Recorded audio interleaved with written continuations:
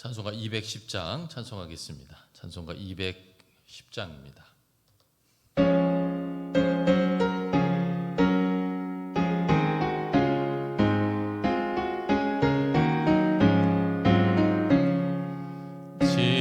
지온성과 같은 교회 그의 영광 한없다.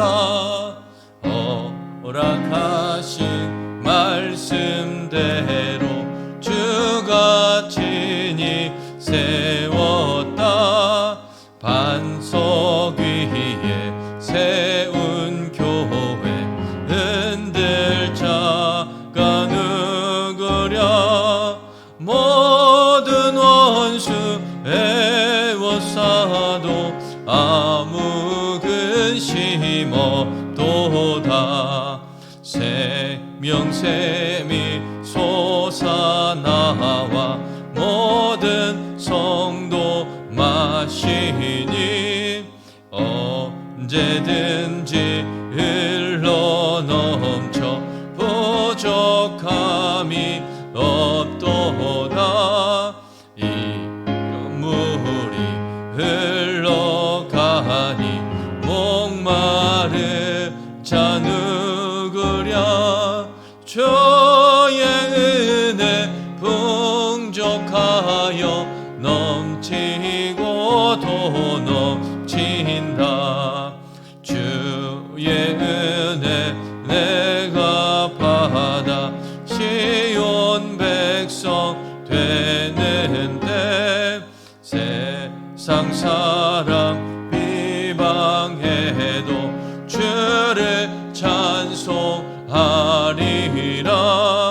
세상 헛된 모든 영광 아침 안개가 뜨나. 주의 자녀 받을 복을 영원 무궁하도다.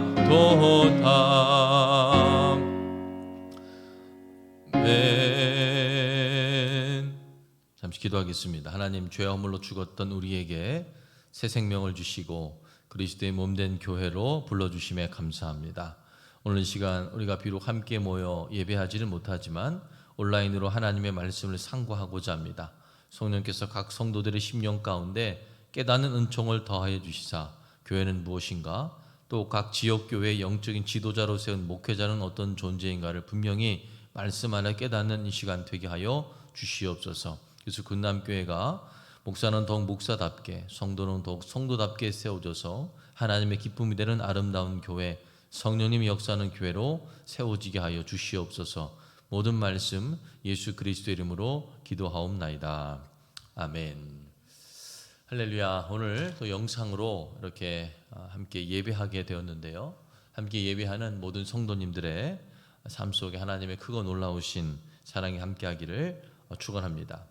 우리는 지난 시간 교회에 대해서 은혜를 나눴습니다. 우리가 그리스도와 동행하는 그런 삶을 살기 위해서는 지역 교회에 속해야 한다는 것이죠. 왜 그렇습니까? 교회는 그리스도의 몸입니다. 그리고 그리스도의 몸된 교회의 머리는 예수님이시고 우리는 그의 지체이기 때문이에요. 즉 우리가 교회를 다닌다는 것은 단순히 종교 생활하는 것이 아닌 겁니다. 또 어떤 문화 생활을 하는 것도 아닌 것이죠. 교회는 하나님께서 정말 예수 그리스도의 피값으로 이 땅에 세운 구원 기관이고, 또 우리가 교회 다닌다는 것은 이 구원 기관의 지체가 돼서 죄로 꾀준 이 세상을 살리는 하나님의 손과 발이 되어 살아간다는 겁니다. 즉 죄로 깨어진 이 세상을 구원하기 원하신 하나님의 꿈은 이 교회를 통해서 이루어지고 우리 각자의 삶에 이런 놀라운 하나님의 꿈과 비전이 담겨 있다는 것, 이 사실을 믿으시기를 축원합니다. 구원을 받는다는 것은 바로 이것을 깨닫고 지금 이 순간에도 내 안에 내주하시는 성령님과 함께 이제 내 정욕이 아니라 하나님의 뜻을 따라서 하나님의 손과 발로 쓰임받는 그런 새 삶을 살게 되는 것입니다. 그리고 우리가 이런 새 삶을 사는 과정 속에 우리는 우리의 육체호흡이 다 끊어지고 이제 주님을 만나고 누리게 될 천국을 부분적으로 누리면서 살게 되는 거예요. 내가 그리스도의 몸된 교회로 살게 될 때 우리는 거기에서 우리 죽어서 경험하게 될 천국을 미리 경험하게 된다는 겁니다. 이 놀라운 은혜가 오늘 예배하는 모든 성도님들의 삶 속에 함께하기를 축원합니다. 오늘은 교회에 대해서 나누는 두 번째 시간인데요. 그렇다면 이 교회에 관한 말씀, 두 번째 시간에 나눈 말씀 무엇일까요? 세상에는 없는 교회에만 있는 존재가 있습니다. 바로 목사입니다. 오늘 목사에 대해서 은혜를 나눌 것입니다. 목사는 어떤 존재일까? 이 목사는 넘겨주세요. 노트북을 넘겨주세요. 목사는 지역 교회의 영적인 지도자입니다. 목사는 이제 목자라고도 말하는데요. 왜 목자라고 말합니까? 목자는 양무리를 인도하는 사람을 이제 목자라고 말합니다. 우리 모두는 선한 목자 대신 예수님께서 거느리시는 양무리입니다. 그래서 목사는 예수님을 대신하여 예수님의 양무리를 양육하고 훈련시키고 인도하는 책임이 있는 사람인 거예요. 그래서 이 목사를 목자라고도 부르는 겁니다. 그러므로 지역교회는 반드시 이 목사가 있어야 하고 이 목사의 이 존재, 이 목사의 사명이 중요한 것이죠. 그래서 오늘 목사란 어떤 존재인가? 이 성경적 근거를 가지고 은혜를 좀 나누고자 합니다. 13번 보겠습니다. 구약 성경에서 하나님께서 약속하신 영적인 지도자는 어떤 사람입니까? 예레미야 3장 15절입니다. 내가 또 내 마음에 합한 목자들을 너희에게 주리니 그들이 지식과 명철로 너희를 양육하리라. 아멘. 여기서 하나님께서는 예레미야 선지자를 통해서 말씀하셨습니다. 내 마음에 합한 목자를 너희에게 주겠다는 거예요. 여기서 목자는 지금 교회의 목사를 뜻합니다. 그 목사의 직무는 무엇입니까? 지식과 명철로 성도들을 양육하는 것입니다. 성도는 구원받았지만 여전히 불완전한 존재예요. 여전히 죄의 허물로 죽었던 그 연약한 모습들이 있습니다. 그러면 목사의 영적인 양육이 필요한 거예요. 그냥 교회 나오게 돼 세례받았다고 끝나는 것이 아니에요. 그때부터 이제 목사의 양육이 필요한 겁니다. 즉 이 목사는 사람이 세운 것이 아니라는 거예요. 하나님께서 교회를 세우기 위해서 하나님이 세운 지도자라는 것입니다. 14번 보겠습니다. 에베소서 4장 11절부터 16절에서 먼저 말씀 보겠습니다. 그가 어떤 사람은 사도로, 어떤 사람은 선지자로, 어떤 사람은 복음을 전한 자로, 어떤 사람은 목사와 교사로 삼으셨으니 이는 성도를 온전하게 하여 봉사일을 하게 하며 그리스도의 몸을 세우려 하심이라. 우리가 다 하나님의 아들을 믿는 것과 아는 일에 하나가 되어 온전한 사람을 이루어 그리스도의 장성한 분량이 충만한 데까지 이르느니 이는 우리가 이제부터 어린아이가 되지 아니하여 사람의 속임수와 간사한 유혹에 빠져 온갖 교훈의 풍조에 밀려 요동하지 않게 하려 함이라. 오직 사랑 안에서 참된 것을 하여 범사에 그에게까지 자랄지라. 그는 머리니 곧 그리스도라. 그에게서 온 몸이 각 마디를 통하여 도움을 받음으로 연결되고 결합되어 각 지체의 분량대로 역사하여 그 몸을 자라게 하며 사랑 안에서 스스로 세우느니라. 아멘. 첫 번째 질문부터 보겠습니다. 교회를 세우는 일에 있어서 사도들과 선지자들과 선지자들 외에 또 누구에게 책임이 주어졌습니까? 11절 볼까요? 그가 어떤 사람은 사도로, 어떤 사람은 선지자로, 어떤 사람은 복음을 전한 자로, 어떤 사람은 목사와 교사로 삼으셨으니 하나님께서 교회를 세우는 일을 위해서 사도, 선지자들 외에 또 다른 누구에게 책임을 주셨는데 그 책임을 받은 사람은 바로 목사와 교사입니다. 이 목사와 교사는 같은 의미예요. 그러니까 교회는 사도들의 복음 전파를 통하여 세워졌습니다. 근데 사도들이 다 순교하고 이 땅에 사라졌죠. 그다음 이후 그리스도의 피값으로 세운 교회를 교회답게 세워가는 일 누구에게 맡겨졌습니까? 그 사명은 바로 목사에게 맡겨졌다는 겁니다. 그럼 두 번째 볼게요. 이러한 책임이 주어진 이유는 무엇입니까? 12절 말씀 볼게요. 이는 성도를 온전하게 하여 봉사 일을 하게 하며 그리스도의 몸을 세우려 하심이라. 아멘. 하나님께서 목사에게 이러한 사명을 주신 이유는 무엇입니까? 성도들을 온전한 하나님의 사람으로 세워서 그리스도의 몸, 즉 교회를 세우기 위함입니다. 그럼 한 사람이 온전한 하나님의 사람으로 세워지기 위해서 어떻게 합니까? 봉사의 일을 해야 한다는 거예요. 여러분, 한 사람이 성도로 세워진다는 것은 단순히 교회만 다닌다는 것이 아니에요. 교회만 왔다 갔다 한다고 해서 그 사람이 성도가 되는 것은 아닙니다. 물론 교회를 다니는 것 중요합니다. 예배에 잘 참석해야 돼요. 이것으로부터 모든 것이 시작이 됩니다. 그러나 그것만으로 완성이 되는 것이 아닙니다. 한 사람이 성도로 세워지기 위해서는 어떻게 해요? 그리스도의 몸 지체가 돼서 교회를 섬기는 그 봉사의 자리까지 나가는 겁니다. 사명을 가지고 주님이 내게 주신 사명을 가지고 교회를 섬기는 봉사의 자리까지 나아가게 될 때 이런 어떤 봉사의 모습을 통해서 그 사람이 그리스도의 몸된 교회로 세워지게 되고 이런 성도들이 한 교회에 많아지게 될 때 이런 성도들을 통해서 그리스도의 몸된 교회가 성장하게 되고 건강하게 자라나게 된다는 겁니다. 하나님은 이 일을 위해서 목사, 그 목회자를 각 지역 교회에 세우셨다는 거예요. 세 번째 보겠습니다. 이들 그리스도인의 봉사의 최종 목적은 무엇입니까? 13절 말씀 보겠습니다. 시작. 우리가 다 하나님의 아들을 믿는 것과 아는 일에 하나가 되어 온전한 사람을 이루어 그리스도의 장성한 분량이 충만한 데까지 이르리니. 아멘. 그리스도인의 봉사의 최종 목적은 단순히 교회에서 일하는 것 아닙니다. 왜 교회에서 봉사를 합니까? 봉사를 통해서 많은 업적을 남기기 위해서가 아니에요. 봉사하는 그 과정들을 통해서 우리 속사람이 온전해지는 겁니다. 내적인 성숙을 위해서 우리가 교회에서 봉사하는 거예요. 그래서 이 교회에서 목회자가 어떤 성도들한테 사명을 주고 교회에서 헌신하게 하는 이유는 그것을 통해서 그 사람이 한마디로 작은 예수가 되게 하는 것입니다.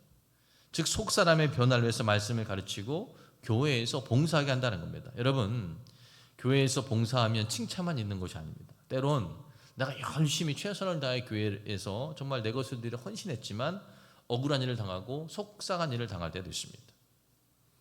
또 오해를 당할 때도 있어요. 근데 하나님 이러한 일들을 통해 우리 속사람을 연단하신다, 다듬어 가신다는 겁니다. 예수 그리스도의 마음을 배우게 하신다는 거예요. 예수님 우리를 구원하기 이 땅에 오셨습니다. 근데 그때 사람들의 반응이 어땠습니까? 예수님을 기쁨으로 영접하는 사람도 있었지만 다 그런 것은 아닙니다. 예수님 배척하고 침뱉고 조롱하는 사람도 많았습니다. 결국 예수님은요, 이 세상을 구원하기 이 땅에 오셨지만 이것을 알지 못하고 예수님을 조롱하고 침뱉고 저주했던 그 사람들에 의해서 십자가에 달려 죽으셨죠. 근데 예수님은 그들을 끝까지 저주하지 않으셨습니다. 십자가상에서도 아버지 저들의 죄를 용서해 주옵소서, 저들이 하는 일을 알지 못하나이다. 그들의 영적 무지를 위해서 중보하셨습니다. 즉 우리가 교회에서 봉사하다가 당하는 모욕과 수치, 어려움이 있죠. 이것은 예수님의 십자가의 사랑을 배우는 과정인 거예요.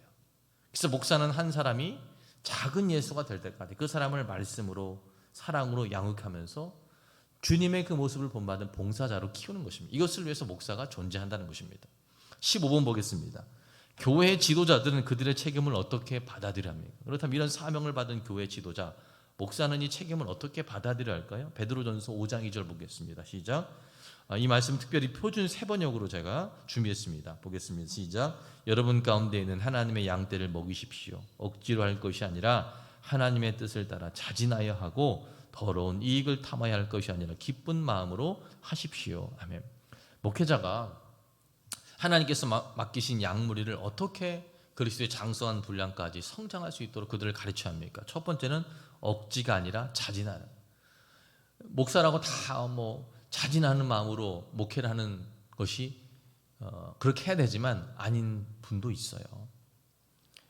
그래서 이 베드로 사도가 말하는 것입니다. 목사, 이 사명을 받은 사람은 억지로 그 사명 감당하지 말라는 겁니다. 자진하여 기쁜 마음으로 하나님께서 내게 주신 그 사명이다, 그런 마음을 가지고 자진하여 기쁜 마음으로 성도들을 양육하라는 겁니다. 그리고 두 번째는 더러운 이득이 아니라 기쁜 마음입니다. 더러운 이득이 아니라 기쁜 마음을 해야, 그 무슨 얘기죠? 돈을 위해서 목회하지 말라는 거예요. 사꾼 목자가 되지 말라는 거예요. 여러분, 교회 지도자가 억지가 아니라 자진으로 양무리를 쳐야 합니다. 또 더러운 이득이 아니라 기쁜 마음으로 이 사명을 감당합니다. 그럼 이런 마음으로 사명을 감당하기 위해서는 어떻게 할까요? 목회자가 먼저 하나님의 은혜로 충만해져야 합니다. 하나님의 은혜로 충만해진다는 것은 무엇이죠? 하나님의 은혜에 늘 빚진 마음을 가져야 한다는 거예요. 목회자도 사람이죠. 죄로 죽어 마땅한 나에게 주신 은혜를 늘 바라볼 때 힘들고 어려워도 기쁜 마음으로 양무리를 칠 수 있고, 힘들고 어려워도 돈이 아니라 하나님이 주실 상급을 바라보면서 목회를 끝까지 그 사명을 감당할 수 있다는 겁니다. 지금 목사나 성도나 동일한 것입니다. 십자가의 은혜 안에 머물러 있어야 하나님께서 각자에게 주신 사명을 자진하여 기쁨으로 감당할 수 있고 또 돈의 유혹을 뛰어넘을 수 있다는 것이요. 16번 보겠습니다. 베드로전서 5장 3절부터 4절입니다. 시작. 여러분은 여러분이 맡은 사람을 지배하려고 하지 말고 양떼의 모범이 되십시오. 그러면 목자장이 나타나실 때에 변하지 않는 영광의 면류관을 얻을 것입니다. 아멘. 1번 질문 보겠습니다. 시작. 교회 지도자들은 주어진 권위를 어떻게 사용합니까? 목사는 사람이 세운 것이 아니라 하나님이 세운 겁니다. 한 지역교회 목사는 하나님이 세운 거예요. 하나님이 세웠다는 것은 그 목사에게 뭐가 있다는 거예요? 하나님이 주신 권위가 있다는 거예요. 그럼 이 목회자, 하나님이 주신 권위를 받은 이 목회자는 그 권위를 어떻게 사용합니까? 세상에 권위 있는 사람들, 그 권위를 가지고 사람들을 지배하라고 합니다. 이거를 권위주의라고 말해요. 성경은 말합니다. 목사는 권위주의에 빠지지 말아요. 그럼 하나님 주신 권위를 어떻게 사용합니까? 지배하려고 하지 말고 먼저 삶으로 모범을 보이라는 거예요. 설교하는 것 중요하지만 먼저 삶으로서 예수님을 따르는 삶, 하나님을 경외하는 삶, 이런 삶입니다. 삶으로서 먼저 보이라는, 그러면 그 삶이 권위가 된다는 것입니다. 저는 목회를 하면서 늘 이 말씀을 가슴에 품고 살아갑니다. 그리고 하나님 앞에 제가 이런 목회를 하기 위해서는 어떻게 할까요? 하나님 앞에 기도하는데 하나님 이런 마음을 주시더라고요. 목사 이전에 너도 한 사람의 성도가 되어라. 저도 어떤 일을 할 때 늘 생각합니다. 하나님, 제가 이 교회의 한 성도가 되길 원합니다. 목사 이전에 성도로서 성도들에게 본이 되길 원합니다. 그런 마음을 가지고 부족하지만 교회를 섬기기 위해서 최선을 다하고 있습니다. 두 번째 볼게요. 그리스도께서 다시 오실 때 충성된 목자에게 어떤 상급을 약속하고 계십니까? 4절 다시 볼게요. 시작. 그러면 목자장이 나타나실 때에 변하지 않는 영광의 면류관을 얻을 것입니다. 근데 말씀이 좀 우리가 가진 성경 다르죠? 표준 세번역입니다. 좀 쉽게 이해하기 위해서 표준 세번역으로 이 말씀만 준비한 거예요. 목자장은 누굽니까? 예수님을 뜻합니다. 예수님은 승천하신 대로 다시 오신다고, 재림하신다고 약속하셔 주셨어요. 이 말씀을 보니까 이 목자장, 예수님께서 뭘 주신다고 말씀하시죠? 변하지 않는 영광의 면류관을 주신다는 거예요. 그러니까 목회자들이 주신 약속입니다. 목회자가 자신의 어떤 더러운 이득, 사꾼 목자가 아니라 오직 하나님을 바라보면서 예수님의 마음으로 하나님께서 자신에게 맡긴 양머리를 최선을 다해서 목양을 하면 목자장, 예수님이 분명히 다시 오시잖아요. 그 마지막 날에 영광의 면류관을 하나님이 주신다는 거예요. 이 목사는 청지기라는 것입니다. 청지기는 언제 평가를 받습니까? 주인이 오면 자신이 한 일에 대해서 평가를 받습니다. 목사도 마찬가지라는 거예요. 목사에 대한 평가는 하나님이 하십니다. 마지막 날에 하나님이 하신다는 거예요. 그래서 저도 늘 두렵고 떨리는 마음으로 하나님 앞에 서게 됐을 때 하나님이 내 목회에 대해서, 내가 목사로 살았던 삶에 대해 어떻게 평가하실까 늘 생각을 합니다. 그 마지막 날에 주님 앞에 설 날을 생각하면 두려운 마음이 들고 또 흔들렸던 그 목사로서의 사명을 다시금 붙잡게 되는 그런 모습을 제가 발견하게 됩니다. 근데 우리 모두는 마찬가지, 목사뿐만이겠습니까? 모든 사람의 삶의 평가는 하나님이 하십니다. 그 마지막 날에 분명히 있습니다. 이런 믿음을 가지고 하나님 맡긴 사명 앞에 최선을 다하는 우리가 되기를 축원합니다. 넘겨주세요. 그 다음은 우리의 책임, 바로 성도의 책임이에요. 이제 목사에 관해 살펴봤고, 그럼 성도, 목사의 가르침을 받는 성도의 그 책임은 무엇인가? 17번 보겠습니다. 히브리서 10장 25절에서 우리가 등한히해서는 안 된다고 경고해 주는 것은 무엇입니까? 말씀 볼게요. 시작. 모이기를 패한 어떤 사람들의 습관과 같이 하지 말고 오직 권하여 그날이 가까움을 볼수록 더욱 그리하자. 아멘. 성도가 피해야 할 그런 모습은 무엇입니까? 모이기를 패하는 어떤 사람들의 습관이라는 거예요. 요즘 시대가 그런 것 같습니다. 정말 모이기 점점 어려워지는 시대고, 나 교회 가서 뭐 집회에 참석할 거, 예배에 참석, 속해 모일 거야, 뭐 그러면 이 시대 풍조 자체가 조금 옛날 사람을 보는 그런 어떤 시선들이 있습니다. 왜 그럴까요? 지금 우리가 사는 시대는 점점 모든 것이 개인화되어 가는 그런 시대이기 때문입니다. 시대 풍조가 그래요. 근데 성경 말합니다. 이런 시대의 풍조에 휩쓸리지 말고 모이기에 힘쓰라는 겁니다. 교회 열심히 다녀서 주님의 이름으로 모여서 함께 예배하고 교제하라는 거예요. 그럴 때 그 교회를 담임하는 목회자를 통하여 하나님은 각 성도들이 온전한 하나님의 사람으로 자라나게 하신다는 겁니다. 그리고 그 사람들을 그리스도의 몸, 한 몸 되게 하셔서 이 땅을 향한 구원의 역사를 그 성도들의 삶을 통해서 이루어 가신다는 겁니다. 그래서 이 빌리 그레함 목사님 이런 얘기했어요. 한번 읽어볼게요. 교재 내용인데 시작. 모든 그리스도인들은 각자의 교회를 선택해야 한다. 그 이유는 교회의 특수한 체제 속에서 영적 성장을 위한 가장 좋은 기회와 자신의 인간적 필요에 대한 최대의 만족과 주위 사람들을 섬길 수 있는 가장 좋은 기회를 얻기 때문이다. 아멘. 그러니까 우리가 주의 몸된 교회가 되어서 좀 하나님의 사람으로 성장하기 위해서는 성도가 가장 먼저 해야 되는 모이는 거. 주님의 이름으로 모여졌을 때 거기서부터 하나님의 역사가 일어난다는 거예요. 모이게 힘쓰는 우리 군남교회 성도들 되기를 축원합니다. 18번 보겠습니다. 시작. 에베소서 4장 2절부터 3절입니다.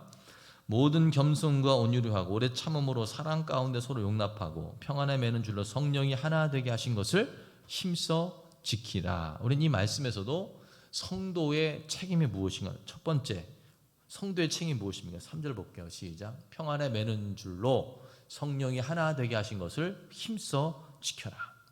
성도가 해야 할 일은 무엇이죠? 힘써서 하나 되게 하신 것을 지켜내는 겁니다.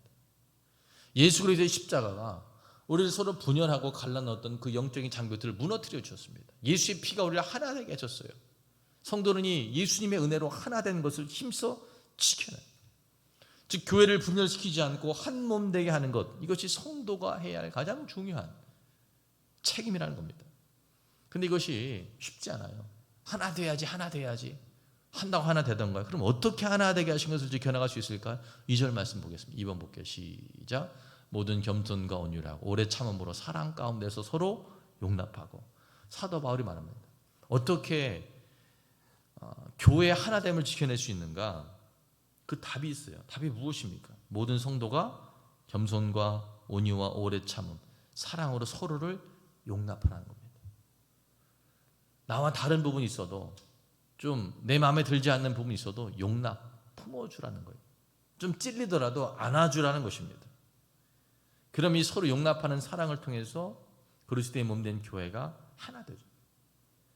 그리고 하나 된 교회는 악한 마귀가 절대로 흔들 수가 없어요.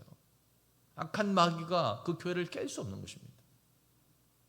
그리고 하나 되는 교회 위에 하나님이 역사하시는 겁니다. 바로 우리 교회가 이런 교회가 되기를 축원합니다. 19번 보겠습니다. 말씀을 전파하고 가르치는 자들의 경제적인 필요는 어떻게 채워집니까? 목사의 경제적인 부분입니다. 성도의 책무 중에 하나가 또 말씀을 가르치고 전파하는 목회자들의 경제적인 부분을 채워주는 거예요. 1번 보겠습니다. 고린도전서 9장 14절의 시작. 이와 같이 주께서도 복음을 전한 자들이 복음으로 말미암아 살리라 명하셨느니라. 복음을 전하는 자, 즉 교회를 섬기는 목회자를 뜻하죠. 목회자는 복음으로 말미암아 살라는 겁니다. 다른 거로 살지 말라는 거예요. 목사는 오직 복음을 전하는 일로 먹고 살라는 거예요. 그럼 이 복음을 전하는 일로, 복음으로 말미암아 살라는 것은 무엇입니까? 2번 볼게요. 갈라디아서 6장 6절입니다. 가르침을 받는 자는 말씀을 가르치는 자와 모든 좋은 것을 함께하라. 가르침을 받는 자는 누구? 성도입니다. 성도는 말씀을 가르치는 자, 즉 목사죠. 목사와 모든 좋은 것을 함께하라는 거예요. 무슨 얘기죠? 목사는 교회, 성도를 말씀으로 섬깁니다. 그럼 말씀으로 섬김받는 성도는 목사가 목회에 전념할 수 있도록 모든 좋은 것, 목사의 생계를 교회가 책임지라는 거예요. 그래서 목사는요, 교회에서 성도들이 낸 헌금으로 사례비를 받는 겁니다. 그리고 목사는 또 성도들의 사례비 외에 많은 섬김들이 있죠. 저도 목회하면서 성도님들의 많은 섬김을 받는데 그 섬김으로 사는 거예요. 사랑을 주고받으라는 겁니다. 목사는 말씀으로 성도들 사랑하고, 성도는 그 외에 목사가 하지 못하는 경제적인 부분들을 목회자를 사랑하는 마음으로 섬겨주라는 거예요. 그러면 그 교회가 하나님이 정한 영적 질서 안에서 든든하게 세워지게 되고, 그 교회를 통해서 하나님이 이 땅에 구원의 역사를 이루어 가신다는 겁니다. 20번 보겠습니다. 우리는 영적인 지도자를 어떻게 도와합니까? 그 성도가 목회자를 어떻게 도와야 될까? 또 하나의 방법이에요. 골로새서 4장 3절부터 4절입니다. 시작. 또한 우리를 위하여 기도하되 하나님이 전도할 문을 우리에게 열어두사 그리스도의 비밀을 말하게 하시기를 구하라. 내가 이 일 때문에 매임을 당하였노라. 그리하면 내가 마땅히 할 만해서 이 비밀을 나타내리라. 아멘. 이 말씀은 바울이 이제 골로새 교회 성도들에게 하는 권면입니다. 근데 권면 구체적으로 어떤 권면이죠? 나를 위해서 이런 기도를 해줘. 중보를 요청하는 거예요. 근데 바울이 골로새 교회 성도들한테 뭘 위해서 기도해 달라고 하죠? 또한 우리를 위하여 기도하되, 우리는 바울입니다. 바울 전도단이에요. 하나님이 전도한 문을 우리에게 열어주사 그리스도의 비밀을 말하게 하시기를 구하라. 무슨 얘기죠? 나의 입술을 통해서 하나님을 알지 못하는 사람들, 복음을 알지 못하는 사람들에게 복음의 비밀이 나의 설교를 통해서 밝히 알려줄 수 있도록 나의 설교를 위해서, 나의 복음 전파를 위해서 너희들이 좀 중보해 줘라. 이 얘기를 하는 겁니다. 즉 성도들이 목회자를 위해서 중보하라는 거예요. 담임 목사를 위해서 성도들은 중보해야 한다는 거예요. 어떤 중보? 많은 중보이겠지만 가장 핵심은 우리 담임 목사님의 입술을 통해 선포되는 그 복음, 그 설교를 통해서 복음의 비밀이 밝히 드러나서 많은 사람들이 하나님의 사랑을 경험하고 예수께로 돌아온 회복의 역사가 나타나길 원합니다. 이것을 위해서 기도하는 겁니다. 그래서 어떤 교회는 특별히 그런 기도팀이 따로 있습니다. 목사님이 어디 집회 나가면 그 집회를 위해서 집중적으로 기도하는 거예요. 담임 목사님의 그 집회를 통해서 많은 영혼들이 하나님 알기 원합니다. 중보 기도하는 겁니다. 말씀 맺겠습니다. 목사는 예수님께서 지역교회가 교회답게 세워지게 하기 위해 세운 영적 지도자입니다. 목사는 예수님의 양무리를 대신 양육해야 할 책임을 맡은 청직이라는 거예요. 그럼 목사는 사람의 평가가 아니라 하나님의 평가를 두려워하며 최선을 다해 목회하는 거예요. 그리고 목사에 대한 평가는 하나님이 하신다는 거예요. 그럼 성도가 해야 할 일은 무엇입니까? 목사의 가르침을 따라 일단 모이기에 힘써야 돼요. 교회에 나오라는 겁니다. 그 다음 교회가 분열되지 않고 하나 될 수 있도록 서로 사랑하고 인내하고 용납하고 섬기라는 거예요. 그리고 교회의 지체가 돼서 봉사의 직무를 갑니다. 하나님의 은사를 따라서 교회를 섬겨야 됩니다. 자신을 내려놓고 헌신해야 돼요. 그래서 이 봉사를 통해 주님 마음을 배우고 그리스도의 장성한 분량까지 자라나서 작은 예수가 돼야 돼요. 그리고 목회자가 목회에 전념할 수 있도록 모든 좋은 곳을 목회자와 더불어 나눕니다. 생계를 책임지라. 그리고 지역교회에 또 목사의 좋은 협력자가 되었죠. 특별히 담임 목사의 설교를 통해서 복음의 비밀이 밝히 드러나 많은 사람들이 예수님께로 돌아올 수 있도록 담임 목사의 설교, 목회 사역의 중보자가 되어주라는 것입니다. 그럴 때 이렇게 성령의 질서를 따라 목사가 목사답게, 성도가 성도답게 세워진 교회는 하나님이 귀하게 사용하시는 교회가 된다는 것입니다. 바라기는 우리 군남교회가 바로 이런 교회가 되기를 간절히 소망합니다. 그래서 우리 군남교회를 통해서 아직도 하나님 알지 못하는 영혼들이 주변에 많이 있죠.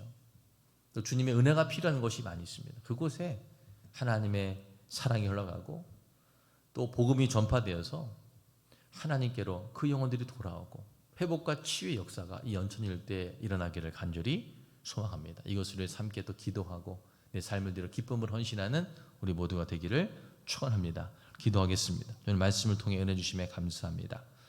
주님께서 사랑하시는 군남교회 오늘 말씀대로 교회를 담임하고 있는 담임 목사는 더욱 하나님께서 주신 사명을 따라 성도를 사랑하고 말씀으로 양육하게 하여 주시옵소서.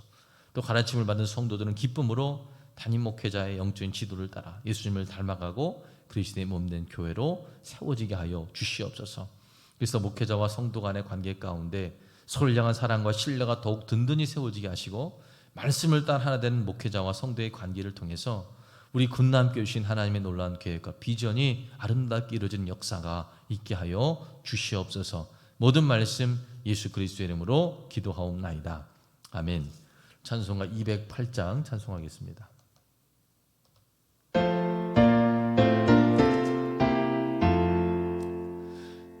주의 나라와 주 계신 성전과 피 흘려 사신 교회를 늘 사랑합니다. 우리의 교회는 전성과 같아서 눈동자같이 아끼사 늘 보호하시네. 이 교회 위하여 눈물과 기도로 내 생명 다하기까지 늘 봉사합니다. 성도의 교체와 교회의 위로와 구주와 맺은 언약을 늘 기뻐합니다. 하늘의 영광과 베푸신 은혜가 진리와 함께 영원히 시온에 넘치네.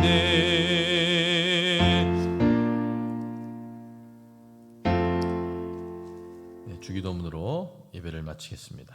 하늘에 계신 우리 아버지여, 이름이 거룩히 여김을 받으시오며 나라가 임하시오며 뜻이 하늘에서 이루어진 것 같이 땅에서도 이루어지이다. 오늘 우리에게 일용할 양식을 주시옵고 우리가 우리에게 죄진 자를 사하여 준 것 같이 우리의 죄를 사하여 주시옵고 우리를 시험에 들게 하지 마시옵고 다만 악에서 구하시옵소서. 나라와 권세와 영광이 아버지께 영원히 있사옵나이다. 아멘.